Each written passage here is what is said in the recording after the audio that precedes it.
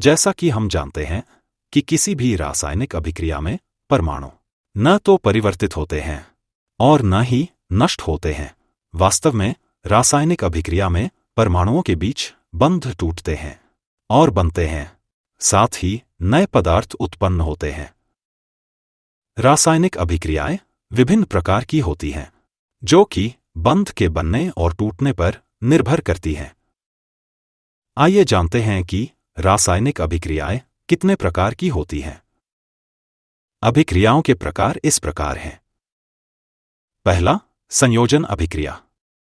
दूसरा, अपघटन अभिक्रिया। तीसरा, विस्थापन अभिक्रिया। चौथा, द्विविस्थापन अभिक्रिया। पांचवा, ऑक्सीकरण और अपचयन अभिक्रिया। अब इन अभिक्रियाओं को विस्तार से समझते हैं। पहला, संयोजन अभिक्रिया। यह एक ऐसी रासायनिक अभिक्रिया है जिसमें एक परमाणु या अणु किसी अन्य तत्व या यौगिक के साथ मिलकर एक नया पदार्थ बनाता है। इस अभिक्रिया को एक सरल क्रिया द्वारा समझा जा सकता है। हम एक बीकर में थोड़ी मात्रा में कैल्शियम ऑक्साइड लेंगे। अब हम इसमें धीरे धीरे जल मिलाएंगे। जब हम बीकर को स्पर्श करते हैं तो हमें महसूस होता है कि बीकर का तापमान बढ़ गया है।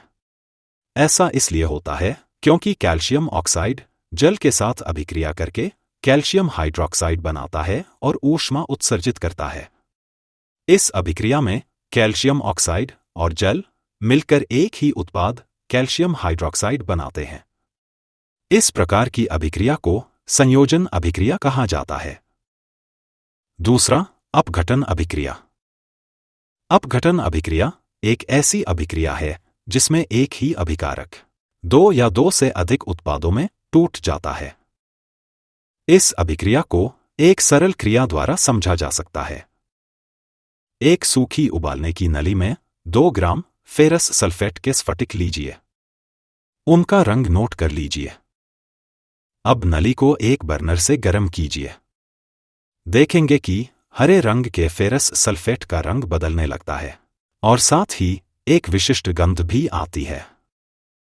इस अभिक्रिया में फेरस सल्फेट टूटकर फेरिक ऑक्साइड, सल्फर डाइऑक्साइड और सल्फर ट्राइऑक्साइड में परिवर्तित हो जाता है। इसीलिए इसे अपघटन अभिक्रिया कहते हैं। तीसरा, विस्थापन अभिक्रिया। विस्थापन अभिक्रिया एक ऐसी अभिक्रिया है जिसमें एक तत्व किसी यौगिक के दूसरे तत्व को विस्थापित कर देता है। सरल शब्दों में, अधिक अभिक्रियाशील तत्व कम अभिक्रियाशील तत्व को विस्थापित कर देता है। इस अभिक्रिया को एक सरल प्रयोग से समझते हैं। 3 लोहे की कीलें लीजिए और रगड़कर साफ कर लीजिए। 2 परीक्षण नलिकाएं लीजिए, उन्हें A और B नाम दीजिए। दोनों में लगभग 10 ml कॉपर सल्फेट विलयन डालिए। अब 2 कीलों को धागे से बांधकर नली B में डालकर 20 मिनट तक छोड़ दीजिए। तीसरी कील को अलग तुलना के लिए रख लीजिए। 20 मिनट बाद लोहे की कीलों को कॉपर सल्फेट के विलयन से बाहर निकालिए। दोनों परख नलियों A और B में मौजूद कॉपर सल्फेट के नीले रंग की तीव्रता की तुलना कीजिए। आप देखेंगे कि परख नली B, जिसके अंदर लोहे की कील डाली गई थी, रंग में परिवर्तन हो गया है। साथ ही अलग रखे गए कील को परख नली में रखे गए कील के साथ तुलना कीजिए। आप पाएंगे कि परख नली में रखे गए कील का रंग भूरा हो गया है। ऐसा इसलिए होता है क्योंकि लोहा तांबे से अधिक अभिक्रियाशील है और लोहा कॉपर आयन को कॉपर सल्फेट विलयन से विस्थापित कर देता है। इसीलिए इसे विस्थापन अभिक्रिया कहते हैं। चौथा, द्विविस्थापन अभिक्रिया। एक परीक्षण नली में 3 ml सोडियम सल्फेट विलयन लीजिए। एक दूसरी परीक्षण नली में 3 ml बेरियम क्लोराइड विलयन लीजिए। अब दोनों को मिलाइए। आप देखेंगे कि एक श्वेत पदार्थ बनता है जो जल में अघुलनीय होता है। इस अघुलनीय पदार्थ को अवक्षेप कहते हैं। ऐसा इसलिए होता है क्योंकि सोडियम सल्फेट और बेरियम क्लोराइड मिलकर श्वेत अवक्षेप बेरियम सल्फेट बनाते हैं और साथ ही दूसरा उत्पाद सोडियम क्लोराइड बनता है। इस अभिक्रिया में 2 आयन एक दूसरे के साथ आदान प्रदान करते हैं, इसलिए इस अभिक्रिया को द्विविस्थापन अभिक्रिया कहते हैं। 5वां, ऑक्सीकरण और अपचयन अभिक्रिया।